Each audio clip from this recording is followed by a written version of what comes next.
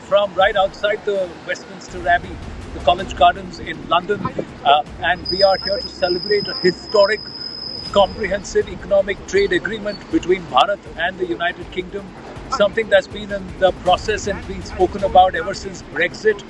But the last 3 years, since 2022, it's been put into motion and it's been accelerated to the level that despite the Conservatives passing on the baton to the Labour, the deal has gone through. And this is with a vision for the next 10 years. And it's a win-win, as both sides seem to be very, very chuffed about what's been inked. For Bharat, it's a big impetus to exporters, especially the labor-intensive segments. Nearly 14 different sectors that get affected positively because of this trade deal. And for the United Kingdom, it's the biggest deal. It's the biggest deal that's been signed post-Brexit, as Prime Minister Starmer said. Let's try and understand the impact of this, the economic impact on the two nations and also globally, and perhaps what could now follow with the European Union and also with the US of A, where President Trump is expected in the next 24 hours in London, and he's going to stay on for 4 days here in the United Kingdom, and he's going to be reading these headlines that Bharat and the United Kingdom have inked a deal. And the person who understands the art of the deal must be looking at this and say, okay, they've got it, why haven't I? Is that going to be a factor, or is it largely between Bharat and UK and the direction this conversation is going to take, this economics, this trade is going to take, and how it's going to impact globally? Let's try and understand this. We've got Daniel Lassalle, author and economist, joining us. And we'll also have a slew of special guests joining us in this special broadcast. But first to you, Daniel, thank you for your time. Your thoughts? I think that what we're seeing right now is a historic improvement in the global trade, with agreements that are very far-reaching, but also that have changed a very dangerous path that we had been seeing in the years after COVID. If you think about it, after COVID, a lot of countries started increasing their trade barriers, and that obviously has led to a very weak level of trade growth. The recent agreements between the United States and other countries, and with the United Kingdom, with India, are ones that are going to lead countries like India to reach levels of growth that could very easily be closer to the 7% that we have always thought was the potential of the Indian economy. So it's a very large boost for industry, very large boost for trading, and also a positive in terms of the inflow of capital and the inflow of investment. From an India perspective, for a nation that wants to is growing and wants to be considered as an economic powerhouse, the fact that its imports are far greater than its exports, do you think this trade deal will help negate that, to try and draw a balance here? And what would you expect Indian entrepreneurs to do, Indian exporters and also the MSMEs, the small and medium industries, the agri sector? What do you expect them to do? Yeah. First, I think that obviously it's not easy to change from a trade deficit to a trade surplus very quickly, but it's a tremendously positive path and a very good step forward. It's also positive because a lot of small and medium enterprises in India are finding a very significant challenge in order to reach global markets. It was very, very challenging, excruciating bureaucratic burdens, some very large non-trade barriers, not just bureaucratic, but also legislative, from many perspectives. Now, a lot of those are going to be completely lifted. And that is going to make not just large companies that are used to dealing with heavy burdens, but for small and medium enterprises, it's going to be phenomenal in order to grow as much as they can in the international market. And I think it's going to be very, very positive for agriculture. It's going to be very positive for farming, huge for the automotive and small parts industry. So a lot lot of very, very positive elements that can lead slowly in the next coming years to trade, at least a trade balance. But I think it's important. What we can reach very, very fast in India is a trade balance if we exclude crude oil and coal, because obviously that is commodities that you cannot just simply start producing and exporting. Right. Now, European Union will be watching this, America will be watching this. Do you believe this is the way forward to engage into bilateral trade agreements? And where does that lead the WTO? It is a completely historic event that shows that trade deals can be signed very, very fast. So it's a blueprint for what other countries need to do in the following years, which is to stop with the nonsensical, bureaucratic and political barriers that make it very, very difficult and excruciatingly long to reach trade agreements. This trade agreements proves that it can be done fast, it can be swiftly, it can be done effectively, and it can be done in a way that is very positive for both nations. So the UK, India, both are proven to the world that trade deals can be done much faster and more successfully. Well, Daniel, thank you so much for your time and thank you for your inputs here. It's a full conversation here with lots of voices who are coming in, some joining us via Zoom virtually, others who are physically present. And I have to welcome them and ask them to join us now. Viewers, this is live. So let me just tell you, about 20 minutes ago, it was sunny. 10 minutes ago, it was windy. And now it's raining. So let's hope that this comprehensive economic trade agreement can weather the weather. At least we can, hopefully we can. So Nick Booker is with us, historian and... Namaskar. Namaskar. Great Namaskar. to be with you. Thank you for bringing the monsoon with you from Delhi. Very kind of you. Unfortunately, it's rained off the cricket when India, hopefully, we're going to do quite well with something. Well, and Pant had weathered his injury and he's still coming. So historian, philosopher, very popular on YouTube. That's Nick Booker for you. Burzin Wakmar, a regular voice who's been there with us multiple times on the right stand. And he is, of course, with the SOAS, South Asia Institute, University of London. Burzin, so you brought the rain along with you outside. He's come prepared. He's the only one who's come prepared. Yeah. So we're going to have this conversation. And Kuldeep Shekhawat ji, he is the president of the OF BJP in the UK. And he's been working tirelessly behind the scenes to facilitate the Prime Minister's visit here this time around. So, gents, with your permission, Nick, if you come to my left, I certainly can, so then I can then very easily swing around and speak to all of to everybody. But first, let me ask you, Nick, you were there at the hotel. You saw the Prime Minister arrive. I was honoured to be present at this historic moment when Prime Minister Narendra Modi arrived in England to greet the overseas friends of BJP and also members of the Indian Diaspora. I met people that I knew from attending a Rath Yatra at the Jagannath Mandir in Bath, Somerset. So there were people from all over England there. And then obviously we had a chance to meet the Prime Minister, and this morning he flew on to Chequers to meet the British Prime Minister, and finally it is signed. This incredibly historic moment. And why is it historic? Let me ask you this. Why is it historic? Because the relationship between Britain and India goes back many centuries, as you know.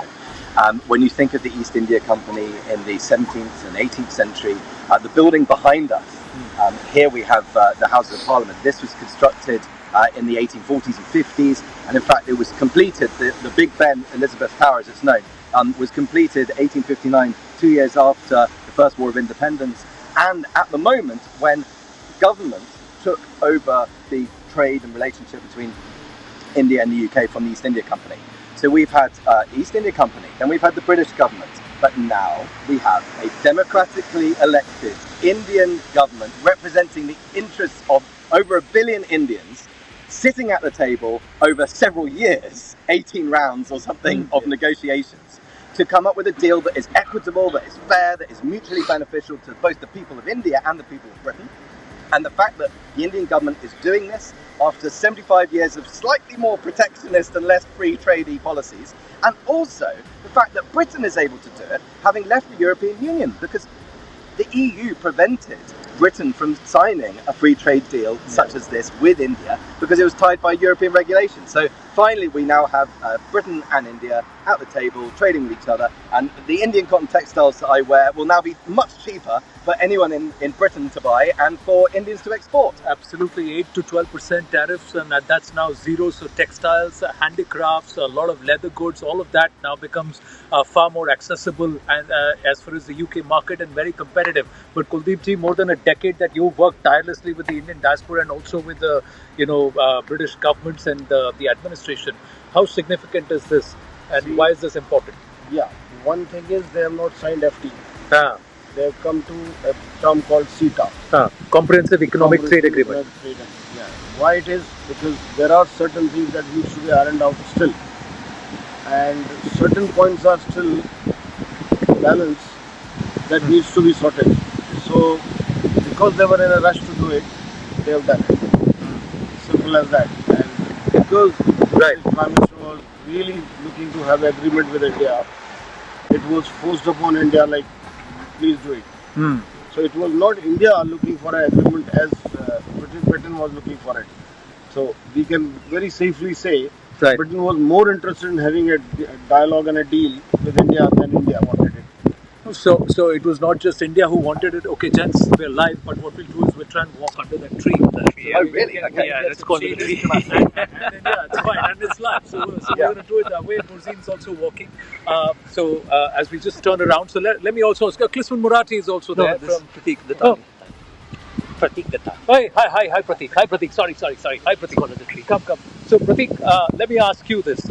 What do you think of this trade deal? Why is it so important? And Kuldeep said Britain needed more than India did. You agree, disagree? I think Britain did need it more. So Britain's average growth rate until about 2008, the last 20 years, was about 2.5, 2.6% growth. After the financial crisis in 2008, that dropped by about half. Now for Brexit, average growth has been about 0.2 or 0.3%. So actually having a big trade deal with a country like India is really important for economic growth here. The macro situation here is that we have the highest debt to GDP that we have had since the Second World War. So more trade, more taxes, more jobs is actually critically important to the UK economy. Kuldeep, your thoughts? Well, the deal, the optics of the deal when it was announced on 7th May didn't exactly look good for Sir Keir Starmer because, for example, there was the question of double taxation that was brought up, and there was a furor in the British press about it. So if I could just, as a historian, very rapidly clear that bit. Insofar as these double taxation accords go, Britain has signed it with 50 plus countries, including the US, Canada, and Japan. The Indians also have it in place with the Netherlands, France, and Germany.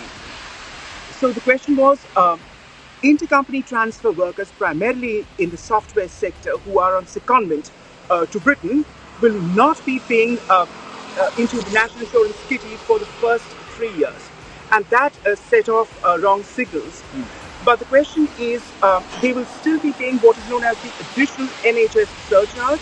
They will be paying for social security, and they will not have access to state pensions eventually. So that needs to be clearer because the optics didn't look good for Sir Keir Starmer when it was announced on that bit. And of course, there's the question of migration, both legal and illegal, which is very serious and is of tremendous importance to the British electorate. Numbers have increased in terms of the global talent visa category to 33 now, including something like yoga instructors and the like. But they will be capped by ministers to about 1,800 visas per annum. That has been announced. Then there is the flip side also. I mean, certain sectors have welcomed it, like automobiles and food and drink. But in terms of financial services, there has been some dissatisfaction expressed in that they did not market as they thought, and including legal firms from what I'm answering. It is still protectionist. So it's a great say. There's something not quite swingly enough for every, but that's trade-off for you in every country. And but let me ask you: is this going to propel Donald Trump, who's going to be here tomorrow, and he's going to be spending the next 4 days? He comes in and he lands and let's look at the headlines and there is deal, there is more deal and there's more deal. So is that going to be an influence? You think of it like that? You can't trust Donald Trump. You really can't trust him on anything. He can come out with anything and then he will revert back to anything and then he will say, okay, I don't want this deal and I want this deal and then I don't want this. So that's his normal story. The world knows about his right now. So it's going to be very, very difficult for Britain to manage Donald Trump. No, but from the Indian diaspora in Britain, what is the biggest plus? And if you were to look at it from somebody who saddles both Bharat and Britain, what is you think is the biggest feature of this setup? Yeah. See, for the Indian community, the best thing is that there will be more jobs in UK, maybe temporary jobs. But they will be allowed to work in UK. Intercompany transfers will happen. That was not regulated properly earlier. Now that will be regulated properly. And there's one more thing that comes to my mind is there's the issue with the alcohol industry. The Indian alcohol industry has flagged it. Okay. That they don't want the British alcohol to be coming in India that cheap. So that's another issue that is still pending and that needs to be sorted. No, but the fact is that if the British can send alcohol and that too good alcohol at that price, why can't Indian manufacturers, alcohol manufacturers provide the same? Nick, your thoughts on that? When you're talking about alcohol, good. Well, personally, I'm quite looking forward to seeing more English wine in English wine shops. And we must not forget that the English invented sparkling wine. Charles Merritt invented sparkling wine, and Dom Perignon copied them 40 years later. So champagne is not the inventor of sparkling. We've got English wine made here. Tattledown's a great example of that. They'll be able to export at a much lower cost for Indian consumers. Same with whiskey, same with scotch. We talk about that.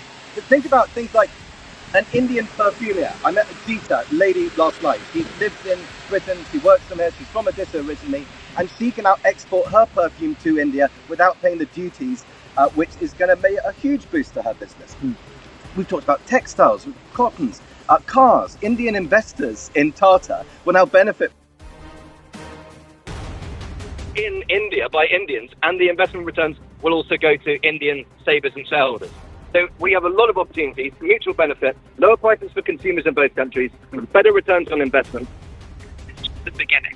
When you think about the NHS, the only way that the NHS can survive and thrive in the 21st century is with India and Indians. Indian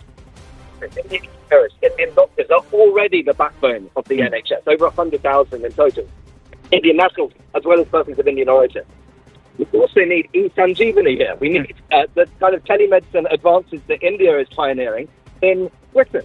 AI, technology in medicine. So if we look at NHS, Indians are critical to the future, and this agreement is just part of a much wider strategic vision of the collaboration between both countries. Well, you're right on cue. You're right on cue. Much larger strategic vision, and there just now, Foreign Secretary Vikram Misri has just announced that Bharat, that is the CBI, and the UK's national investigative agencies have actually signed an agreement.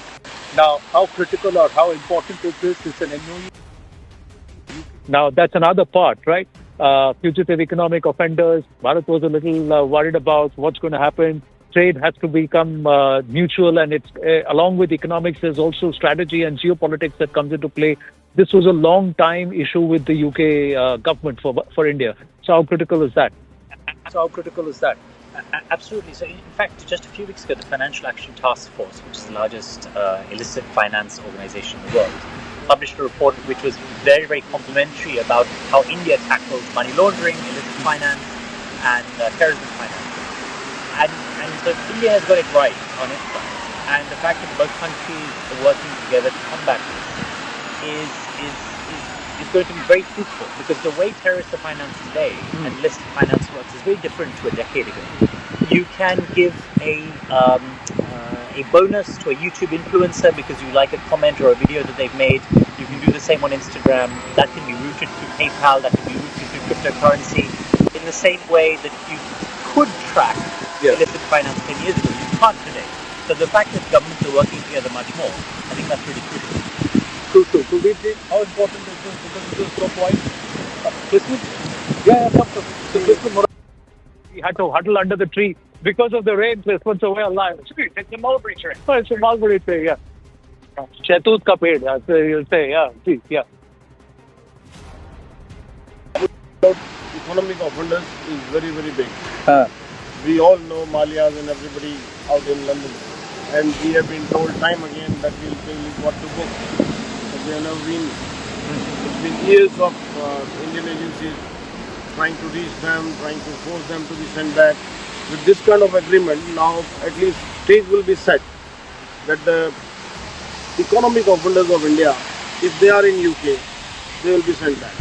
And that is a very big plus for Prime Minister Modi, because he needs to show his public in India that yes, I'm a man with a task and I need to prove it to the Indian public that yes, we have done what we have promised. So that's a very big step. And in fact, it was not expected earlier. Somehow that has been managed. It's a good news. Yeah, so they've signed the UK Crime Agency, and also that's it, National Crime Agency and CBI have signed this MOU. And all right, so Prime Minister Narendra Modi Meeting King Charles. he's going to at Sandringham. Yeah. He's going to be and he's going to give him a sapling as part. Name of your mother, that's the campaign in our country. So he wants that to try and promote sustainability. You've got Krishnan Murati. Now, the Pareto principle, no? 80% of the time you want to get it right. That's right. And you get it right only 20% of the time. So what's the principle with respect to rain in the UK that we are under the tree cluster? But okay, let's talk about the setter and also now these partnerships outside of economics, which in fact also economics and also whether or not London is pliable and whether or not there's an engagement that mutual interests are taken care of national-wide.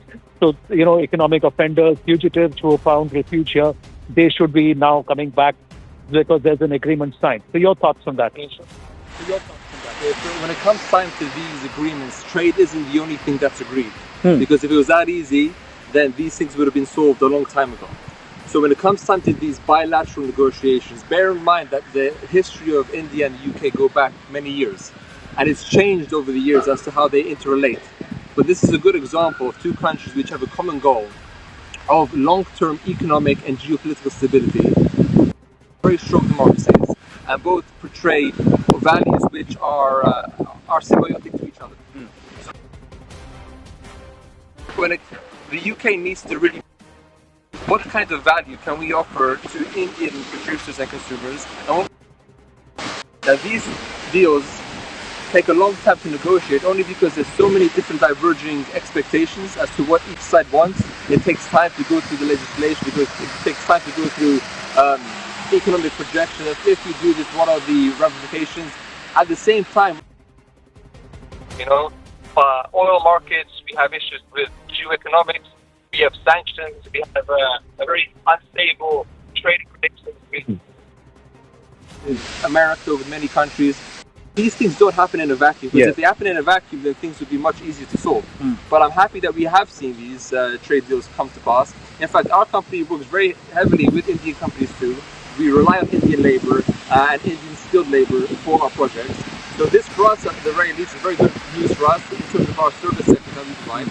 And we look forward to seeing how the when finally ratified and put into place next year, I think this will see good economic movements between these two trade partners. Well, as long as you're giving more jobs to skilled Indians, I'm very happy about it.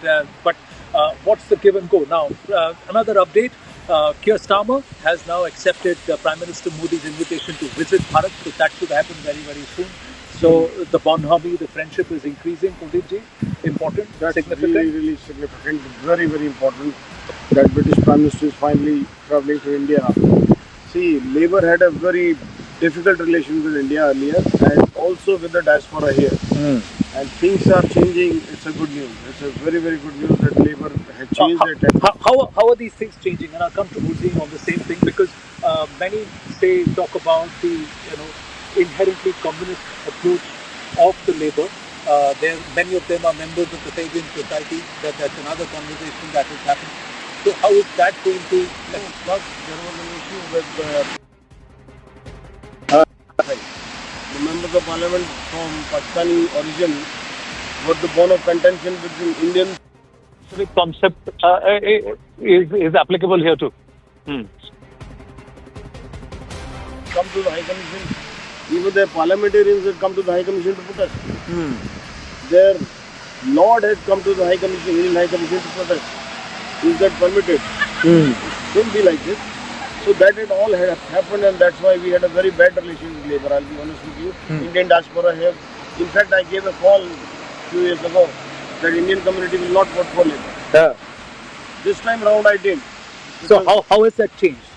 Or what has Labour influenced done that the change? correction. They have done the correction. They have gone on to correct path. They are now walking a middle path, which is good. Which is good for us. So there is a certain moderation in their approach. You see, weigh on that? Both London and Ottawa, where relations took a deep dive. Jeremy Corbyn's hard left, it wasn't even favourites who are just mild socialists of yesteryears, but this is a particular hard left Trotskyism that has infected the Labour Party, and with rampant anti-Semitism, which became not just acceptable, but even progressive thinking within the Labour Party had taken root over the years. It is that which Sir Keir Starmer wanted to eradicate root and branch, and to a certain extent, that's what Prime Minister Carney has done in Ottawa too, given the woke politics and the extremism that had infected the Canadian political landscape, which saw relations. Both Prime Ministers have consciously sought a reset for relations with New Delhi. It is still work in progress. I wouldn't say we've seen the worst behind it. Insofar as the Labour Party does go, that issue is here to stay in the British political scenario, in that Labour has totted up the score and realised there is a consistent Muslim vote bank of particularly Pakistani heritage voters that it can count upon. And that will be seen in times to come now with Jeremy Corbyn having started a new party, and if he can skim off some Labour votes, that's something to be seen in times to come. But this has affected relations also with the Khalistan separatists who are here, many who run cultural organizations, and here's the nub. These ostensible cultural organizations obtain succor from British taxpayers because they are registered under the Charity Commissioner's office here. And it's all very well to conduct cultural affairs of the like, which every ethnic group does in the diaspora. But to openly call for secessionism is something that is obviously doesn't go down well with Delhi, and has not so with previous governments also, both Congress and past BJP governments. Suppose that they want London to sit up straight and listen to their concerns. It's all very well to say there's a question of free speech, which words do have consequence, and you have groups here that are funded. In case of the Khalistan lobby, it is funded by Pakistani elements of the deep state. There's no denying that, whether here or in Ottawa, who are out to unravel India and call for claims of Khalistan. Right. As a historian, and one last point, Anand, even for argument's sake, if you talk about the so-called Khalistan state, you think that would be something centered in what is the Punjab ethno-linguistic homeland of what is Punjab province. But when you see these Khalistan maps and you see the literature available on British high streets, why do they claim territory within UP and Rajasthan? I'm at a loss to understand. It beggars belief as to what Sikh heritage sites are located there that they would make a claim for. So this is pure irredentism and separatism that is being stoked by Pakistan and part of the Pakistan deep state. And what is the Pakistan military's Green Book 2020, on which I have published, where it spoke about actively seeking out or to aid and abet them towards Pakistan's program of having India. Right, but somewhere, India. Around, but Kuldeep ji is also draws the roots from India. A lot of the questions have to be asked of the Indian diaspora, which also saw all of this happening around them, and certain lobbies getting, influenced. But then, other than that, you spotted someone. Oh, so there are those people also hanging around there. So, but this is London; it's a free space. Everybody can walk around.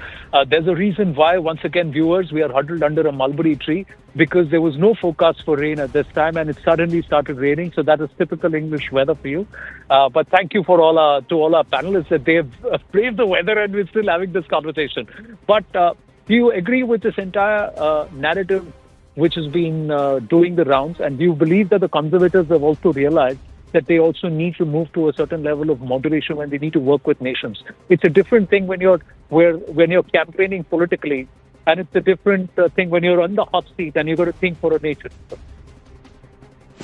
Yeah, absolutely. Look, I think the not from the very left of the party.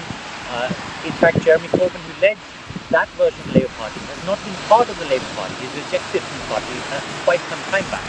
So Keir Starmer takes a very centrist to right approach.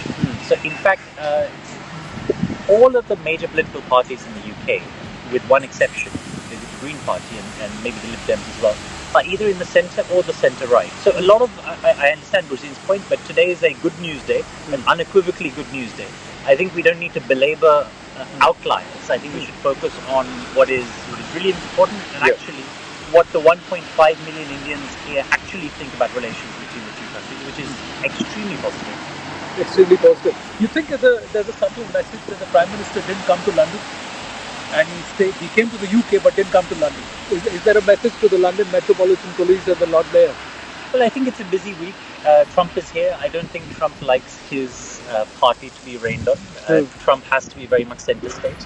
But I think to your point earlier, this agreement is actually not just about the UK and India. This is about two large economies that are open and democratic, saying to the world, if you work together over a number of years, you can create something fantastic. And we've hit peak globalization, thanks to Mr. Trump being in Washington. Such a signaling mechanism to show the world and show Washington what can be achieved if you can get to the negotiating table and respect the other side. There are many who say that the Prime Minister skipped London because it was a message saying if you make London unwelcome for me, I'm not going to come to London. Government. Nick, I was here in 2015 when Prime Minister Modi came to Wembley Stadium and filled Wembley Stadium, and the shock that caused for Prime Minister David Cameron at the time and many in the establishment of the popularity of Modi. And I think that he wanted to focus on business. He wanted to meet the Prime Minister at Chequers. He wanted to meet King Charles out of respect, and it's perfectly reasonable to do a quick visit in a very busy calendar. I know you try and keep it apolitical and you want nations to work together, but you think that this is a long-standing and this is going to be bipartisan?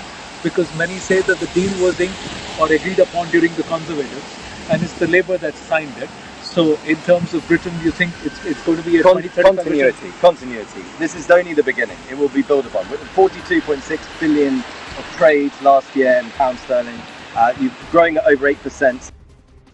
And it's charged with this agreement today. Okay, let me ask Kuldeep. Is there a reason why the Prime Minister skipped London?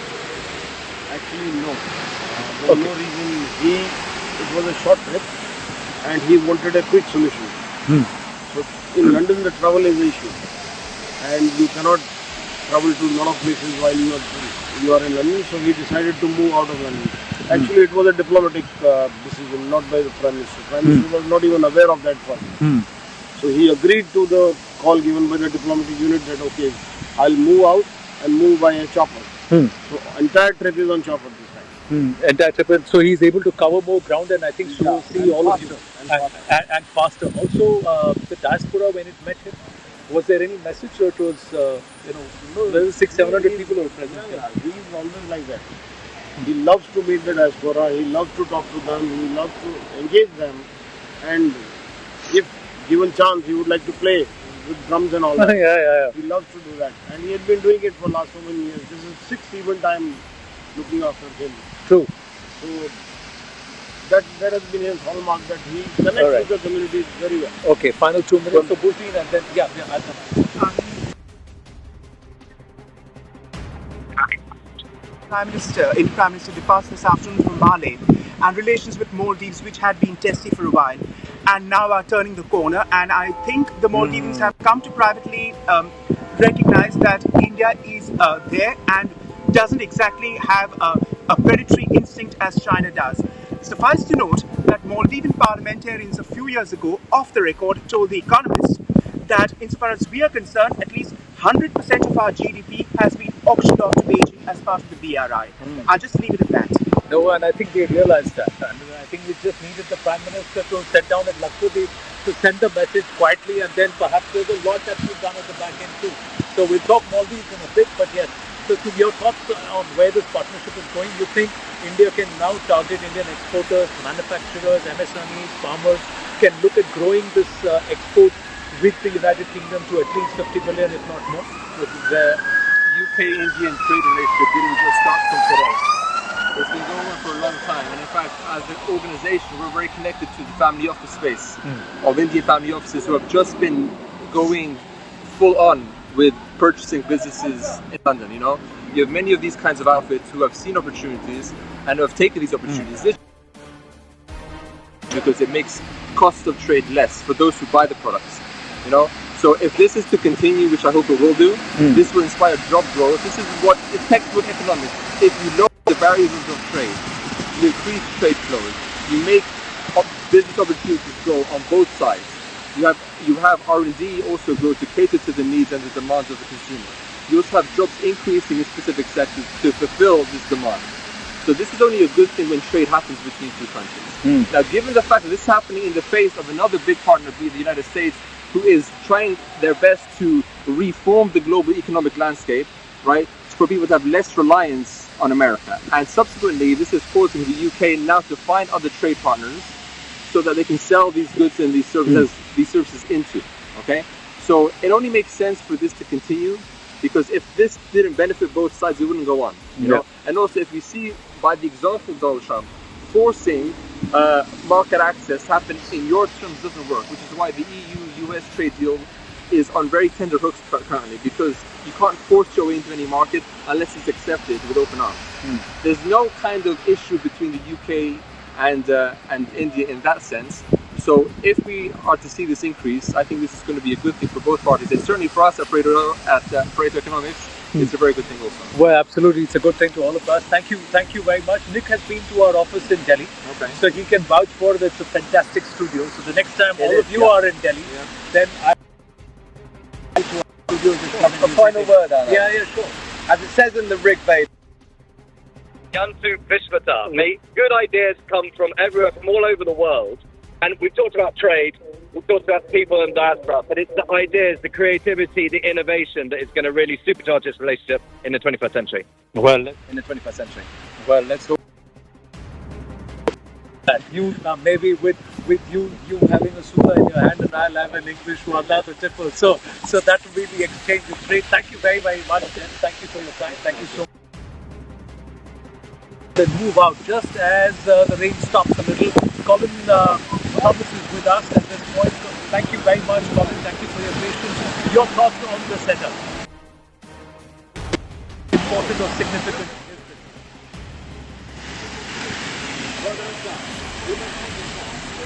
this? Day, because what's been agreed today is hugely significant strategically. I see it very much as the beginning of a process of collaboration rather than an end. And I think that the starting gun has been fired, and there's all sorts of opportunities going forward in a world, of course, in which multilateralism is fading. The geopolitical situation is insecure for a lot of people. Unexpected things are happening. Businesses face an enormous number of global risks and existential threats, and in that uncertain world, people are looking for strategic collaboration, and I think people are also waking up to the strategic significance of India, as the fastest growing major economy, the world's most populous country, a huge proportion of young people compared with a largely stagnant and an aging, northern part of the world. And so, the future is very much with India. And I think also through this agreement, people will increasingly discover the fact that it is a new India that we are dealing with. Is an India that in many fields is really advanced. It's a cutting edge at a whole range of technology. It's doing things that many European countries cannot do on their own. So there actually is huge potential here, bigger potential for learning from each other, because the UK still has huge strengths. And one of the things that struck me is that the focus in this agreement is very much on trading goods, when of course the UK is particularly strong in services.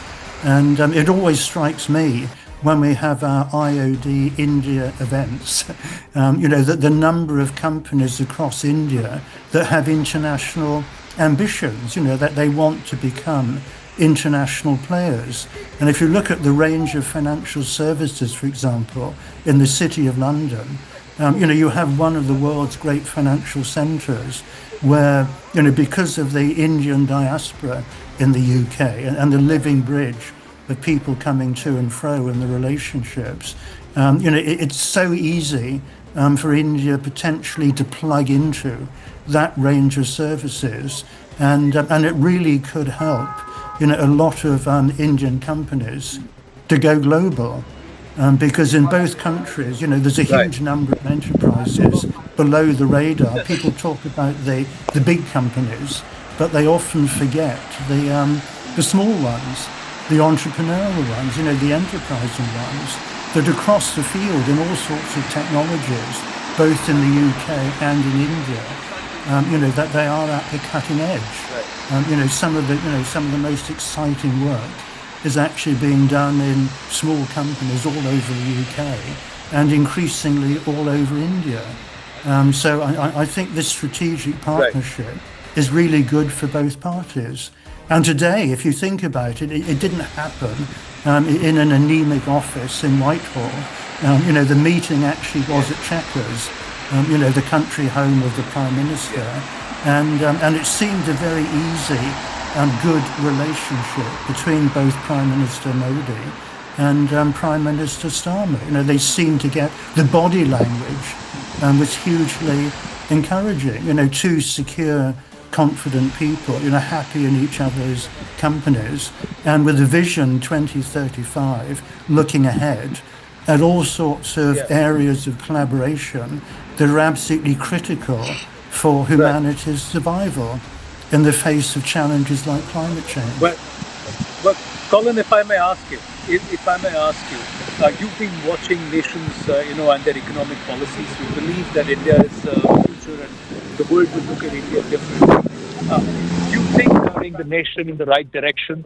What more does India need to do to actually capitalize and cash in on this opportunity that presents itself for the country? I think there's a number of areas in which I think at some point, India has to make some strategic choices. I think it's gone through the various periods under Congress of non-alignment, flirting for a period with socialism, introducing the market, opening up, and that really has in recent years transformed India. But India still has, close relationships. There are areas of difference. For example, the European countries are under continual cyber attack and hybrid warfare attack every day from countries that are within the BRICS group, which India sees as allies. And of course, again, democracy is under threat. We see authoritarian regimes spreading around the world, and in India, we have the world's largest democracy. From my point of view, and many people, India's a work, and I think it may need to make some choices in terms of who it sees itself as allied with, and where it sees its future.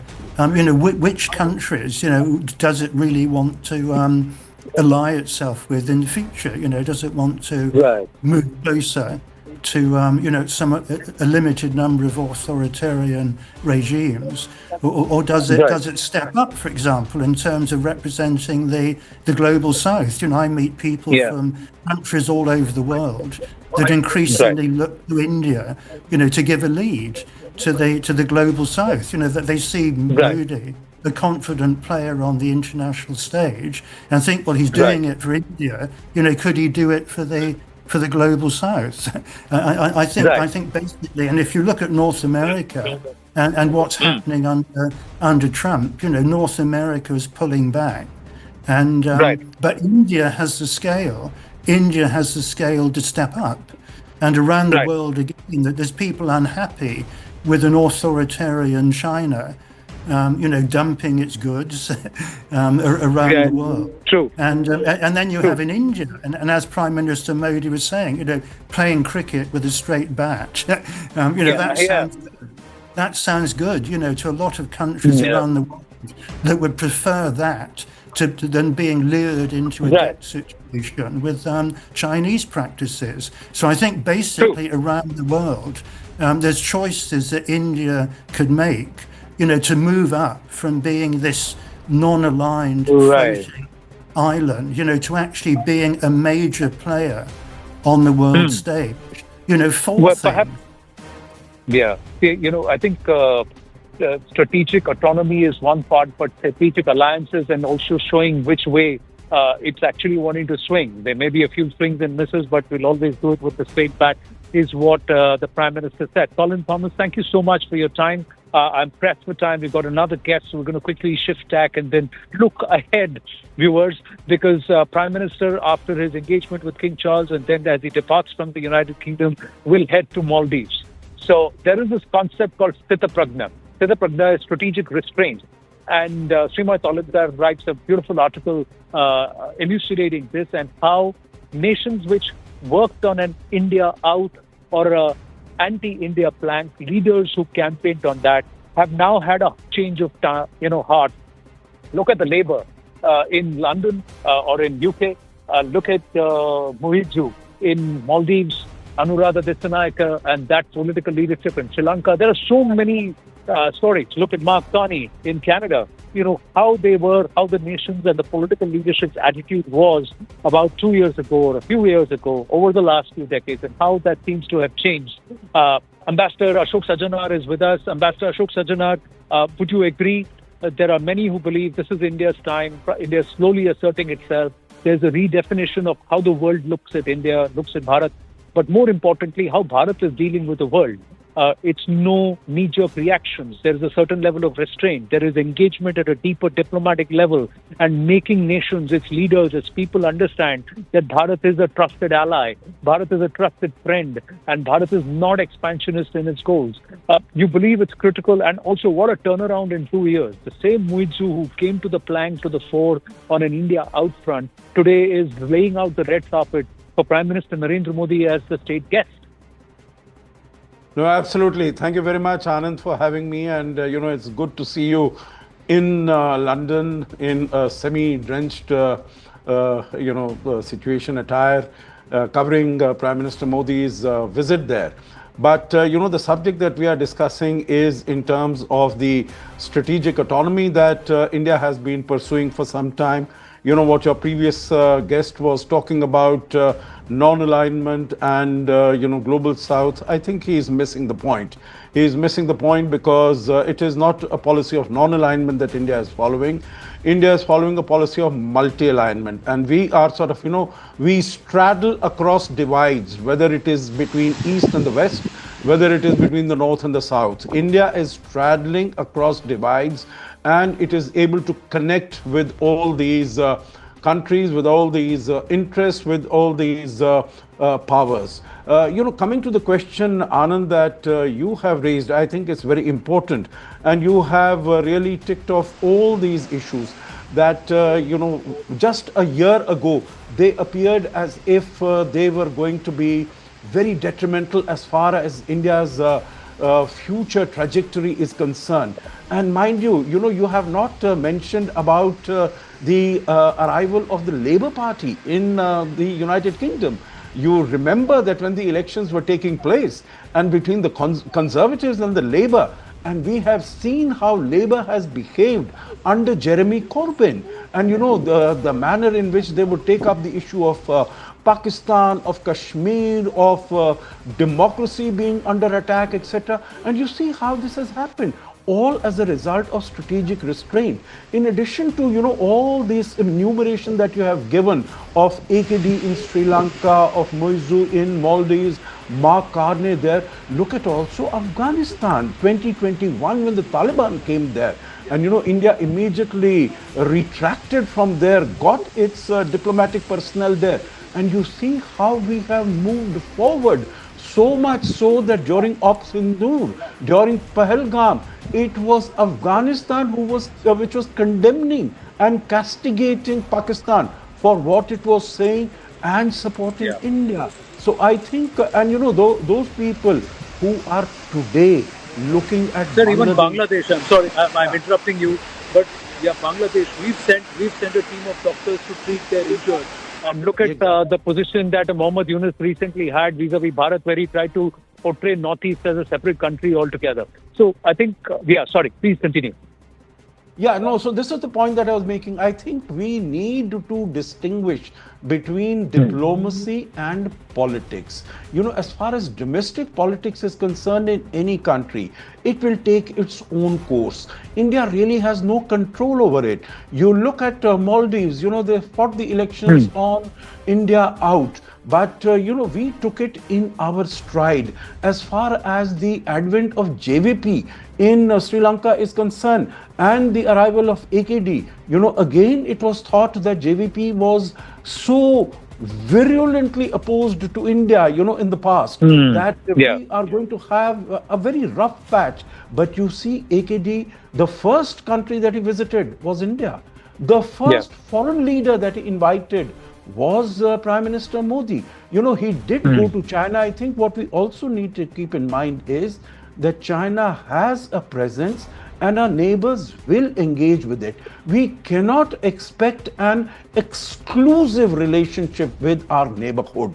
But as long as our red lines are not crossed, my security, my territorial integrity, my sovereignty is not adversely impacted upon, I will work with these countries, and we are integrating them with us, you know, through process of connectivity, economic connectivity, physical connectivity. With Nepal, you see, you know, Nepal 10 years ago, remember, Anand, that when, you know, they started their constitution, and Dr. Jaishankar as the foreign secretary had gone there, it was Nepal threatened that they will have a connectivity through China and they don't need the connectivity through India. What is the situation today? Their dependence on India has increased much more. Although there have been, you know, I was looking at it over the last 10 years in Nepal, about 7 to 8 years, there have been Communist Party that has been in power. Both Pushp Kamal Dahal Prachand as also KP Sharma Oli. These leaders have been there, but the relationship has continued to grow and continue to strengthen. And I think similar is going to be the case in Bangladesh. We need to maintain our strategic restraint. Let the politics in Bangladesh play out. Let the elections take place. Let a regular government come. An unelected government. True, sir. Ambassador Sajjanara, I've run out of time. I think our actions will speak louder than words. But viewers, it is important for us to understand that as a nation, we need to have a certain level of economic heft. And that economic heft will come when we engage more in trade and we are going to export more than we're going to import. This trade deal perhaps is the first big step as far as that is concerned, viewers. This English weather is so unpredictable. But let's hope that Bharat on the growth is predictable for the rest of the world. Thank you so much for watching. We're going to end up this special edition of The Right Stand on that note. Thank you. Namaste.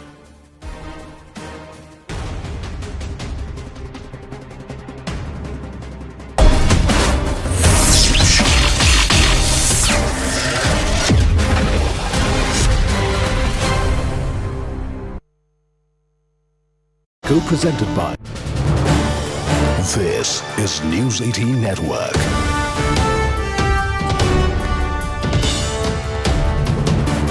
India's largest news network.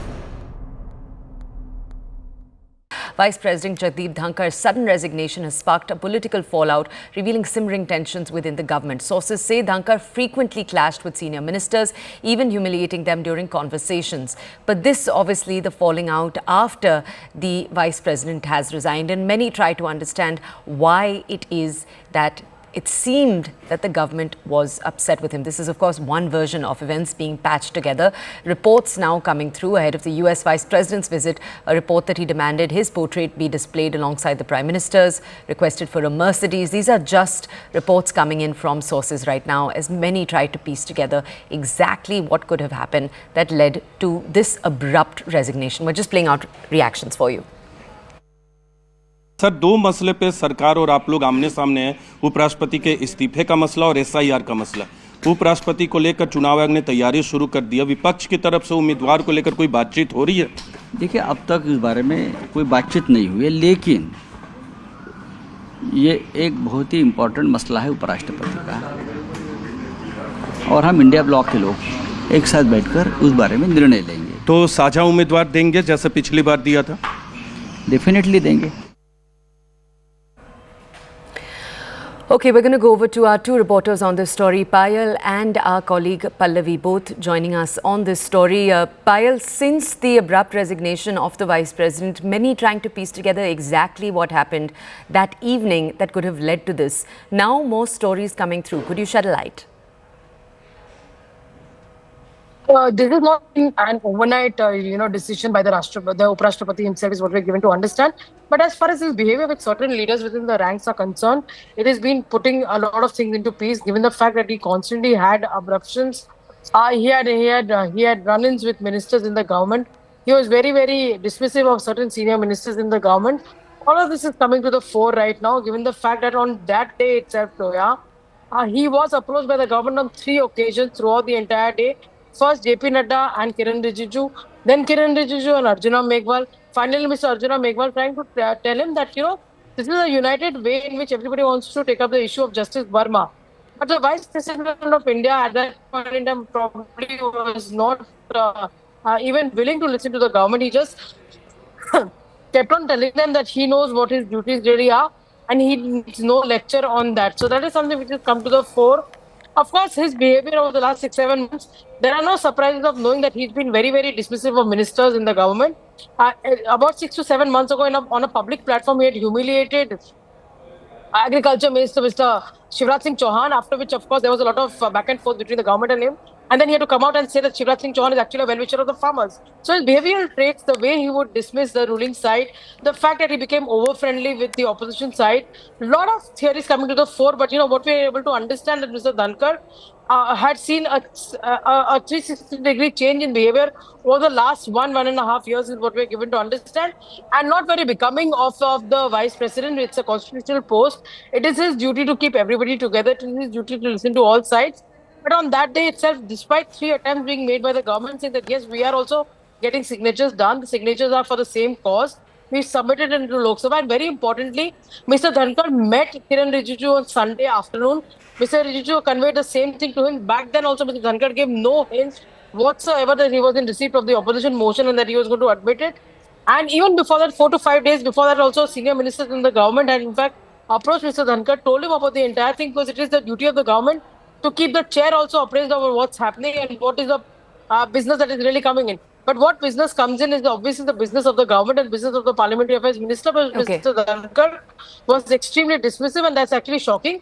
So much so that when he went to resign, submit his resignation to the President of India, it is not that many senior ministers in the government also discovered about this. Only when they saw the resignation letter on social media, there was no opinion taken from the government. There was no opinion taking in from the Prime Minister.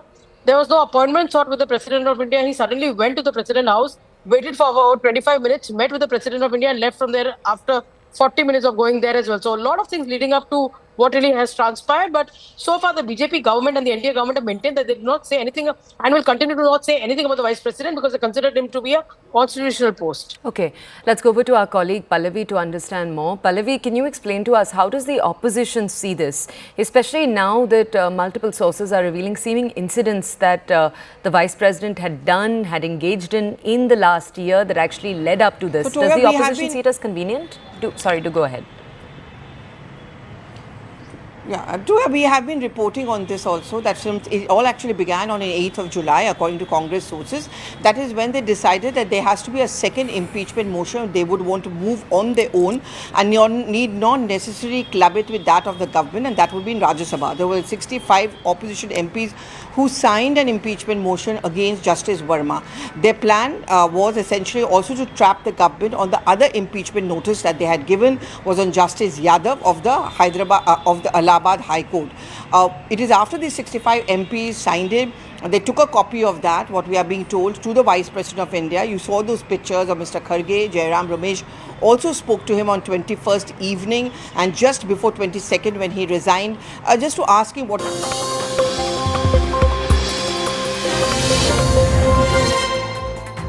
Good evening, you're watching Brass Tacks. I'm Zaka Jacob. India and the UK have signed what is a historic free trade deal. In this, Indian exports to the UK, whether it's textiles, leather, footwear, these will substantially become cheaper, almost near zero import duties. And that's great for Indian exporters. Similarly, British cars like JLR, Aston Martin, etc., and British spirits, whiskies and gins will become considerably cheaper here in the Indian market. This free trade agreement, this deal has been years in the making. 3 years of formal negotiations. I remember Boris Johnson when he was Prime Minister in the summer of 2022 when he came to